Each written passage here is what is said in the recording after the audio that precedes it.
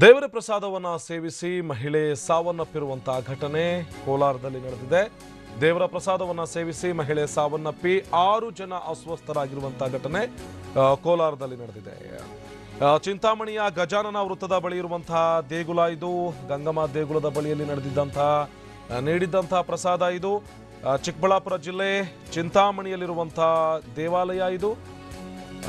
ಚಿಕ್ಕಬಳ್ಳಾಪುರದಲ್ಲಿ ನಡೆದಿರುವಂತಹ ಘಟನೆ ಇದು. ಚಿಕ್ಕಬಳ್ಳಾಪುರ ಜಿಲ್ಲೆ ಚಿಂತಾಮಣಿಯಲ್ಲಿರುವಂತಹ ದೇವಾಲಯ. ಗಂಗಮ್ಮ ದೇಗುಲದ ಬಳಿ ನೀಡಿದಂತಹ ಪ್ರಸಾದವನ್ನ ಸೇವಿಸಿ ಬಳಿಕ ಅಸ್ವಸ್ಥ ಆಗಿದ್ದಂತಹ 28 ವರ್ಷದ ಕವಿತಾ ಸಾವನ್ನಪ್ಪಿದ್ದು 6 ಜನ ಅಸ್ವಸ್ಥರಾಗಿದ್ದಾರೆ. ಅಸ್ವಸ್ಥರಾಗಿರುವಂತಹ ಗಾನವಿ, ಶರಣಿ, ಗಂಗಾಧರ್, ರಾಧಾಗೆ ಸದ್ಯ ಚಿಕಿತ್ಸೆಯನ್ನು ಕೊಡಿಸಲಾಗ್ತಾ ಇದೆ. ಕೋಲಾರದ ಖಾಸಗಿ ಆಸ್ಪತ್ರೆಯಲ್ಲಿ 6 ಜನ ಅಸ್ವಸ್ಥರಿಗೆ ಚಿಕಿತ್ಸೆಯನ್ನು ಕೊಡಲಾಗ್ತಾ ಇದ್ದು ಚಿಕ್ಕಬಳ್ಳಾಪುರ ಜಿಲ್ಲೆ ಚಿಂತಾಮಣಿಯಲ್ಲಿರುವಂತಹ ಗಂಗಮ್ಮ ದೇಗುಲದ ಬಳಿ ನೀಡಿದಂತಹ ಪ್ರಸಾದವನ್ನ ಸೇವಿಸಿ ಮೃತಪಟ್ಟಿದ್ದಾರೆ ಅನ್ನುವಂಥ ಆರೋಪವನ್ನ ಸಂಬಂಧಿಕರು ಹೇಳ್ತಾ ಇದ್ದಾರೆ.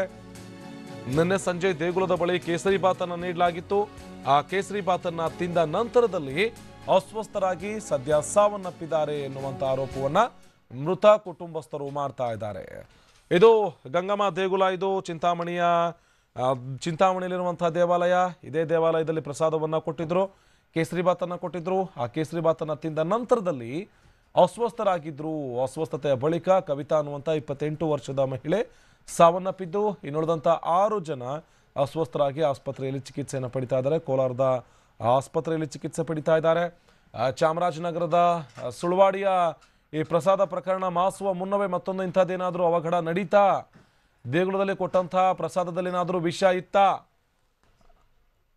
ಸಂಪರ್ಕದಲ್ಲಿ ಜಾಯ್ನ್ ಆಗ್ತಾ ಇದ್ದಾರೆ. ಸಂತೋಷ್, ಏನ್ ನಡೀತು? ಯಾವ ಪ್ರಸಾದ ಕೊಟ್ಟಿದ್ರು? ಆ ಪ್ರಸಾದದಿಂದಲೇ ಈ ರೀತಿ ಆಗಿದೆ ಅಂತ ಹೇಳ್ತಾ ಇದ್ದಾರೆ ಸಂಬಂಧಿಕರು. ಏನ್ ನಡೆದಿರೋದಲ್ಲಿ?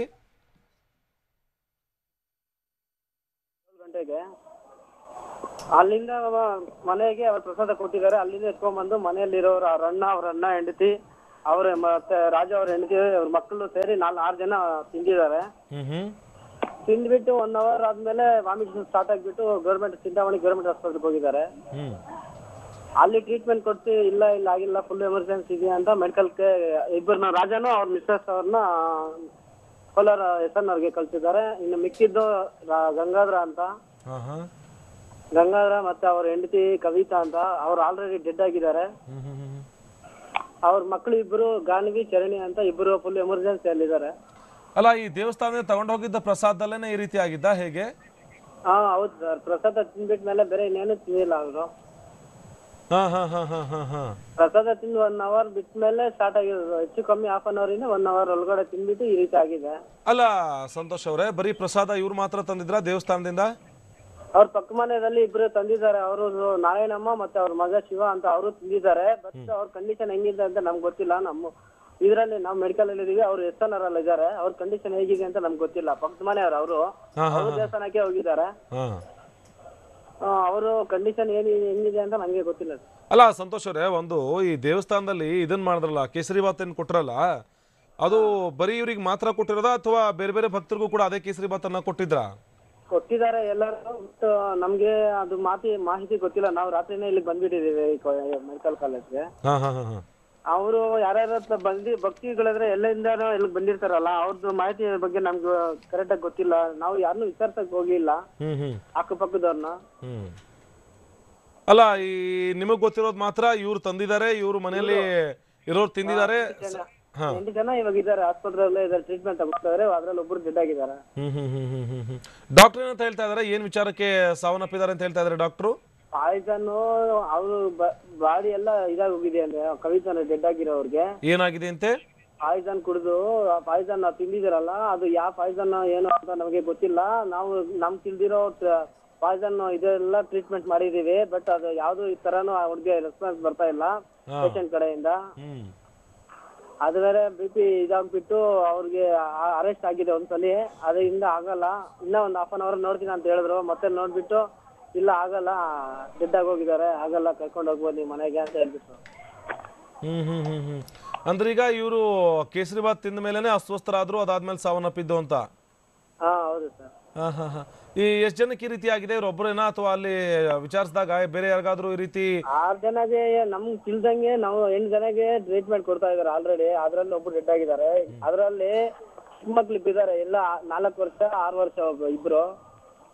ಹಾ ಹಾ ಅವರು ಇಲ್ಲಿ ಮೆಡಿಕಲ್ ಕಾಲೇಜಲ್ಲಿ ಎಮರ್ಜೆನ್ಸಿಯಲ್ಲಿ ತಗೊಂತಾ ಇದ್ದಾರೆ ಆಲ್ರೆಡಿ ಟ್ರೀಟ್ಮೆಂಟ್ ತಗೊಂತಾ ಇದ್ದಾರೆ.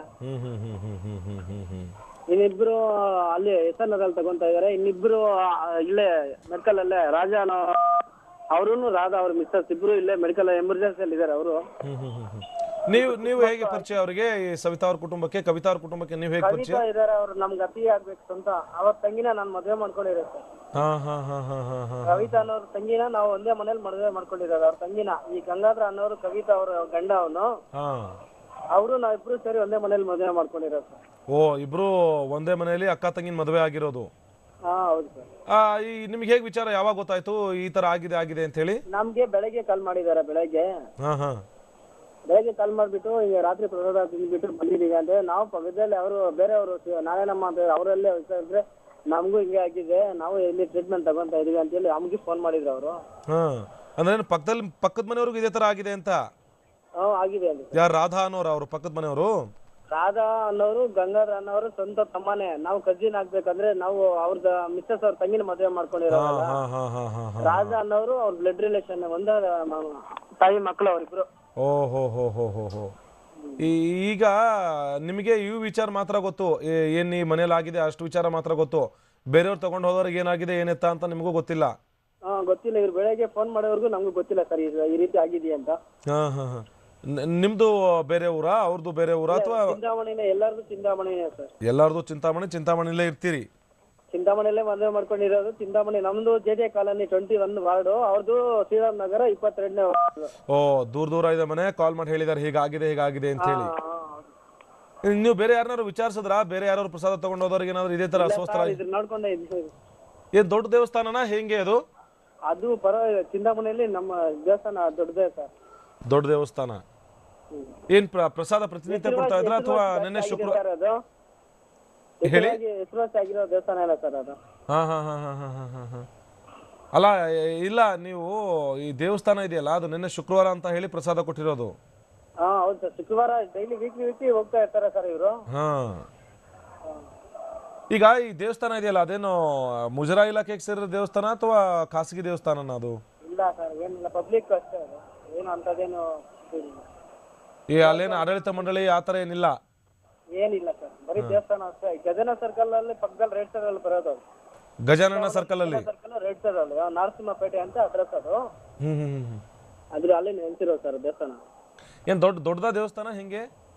ದೊಡ್ಡದೇ, ಪರವಾಗಿಲ್ಲ ಸರ್, ದೊಡ್ಡದೇ. ಅರ್ಚಕರೆಲ್ಲ ಇದಾರೆ ಸರ್. ಚಿಂತಾಮಣಿಯಲ್ಲೇ ಹೆಸರುವಾಸಿ ಆಗಿರೋ ದೇವಸ್ಥಾನ ಸರ್ ಅದು. ಅರ್ಚಕರೆಲ್ಲ ಇದಾರೆ, ಅದಕ್ಕೆ ಅರ್ಚಕರೆಲ್ಲ ಇದಾರೆ? ಇದಾರೆ ಸರ್.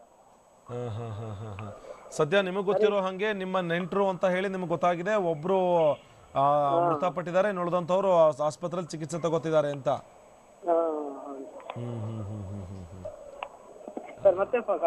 ಓಕೆ, ಧನ್ಯವಾದ ಸಂತೋಷ್ ಅವರೇ ಇಷ್ಟೊತ್ತು ಟಿವಿ ನನ್ನ ಜೊತೆ ಮಾತಾಡಿದ್ದಕ್ಕೆ.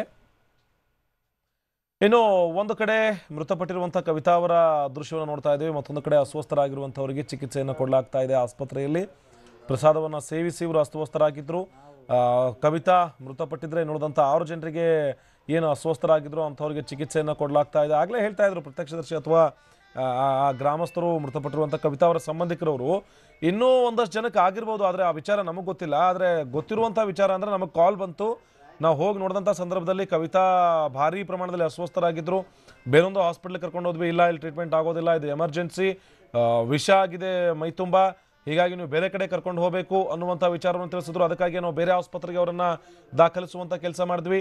ಇನ್ನುಳಿದಂತೆ ಗಂಗಾಧರ್, ಶರಣಿ, ರಾಜ ಮತ್ತು ಗಾನವಿ ಏನಿದ್ದಾರೆ ಇವ್ರಿಗೂ ಕೂಡ ನಾವು ಬೇರೆ ಕಡೆ ಚಿಕಿತ್ಸೆಯನ್ನು ಕೊಡಲಾಗ್ತಾ ಇದೆ. ಇವ್ರಿಗೂ ಕೂಡ ಒಯ್ದು ನಾವು ಆಸ್ಪತ್ರೆಗೆ ಸೇರಿಸಿದ್ವಿ, ಅಲ್ಲಿ ಚಿಕಿತ್ಸೆಯನ್ನು ಕೊಡಲಾಗ್ತಾ ಇದೆ ಅನ್ನುವಂಥ ವಿಚಾರವನ್ನು ಸಂತೋಷ್ ಹೇಳ್ತಾ ಇದ್ರು.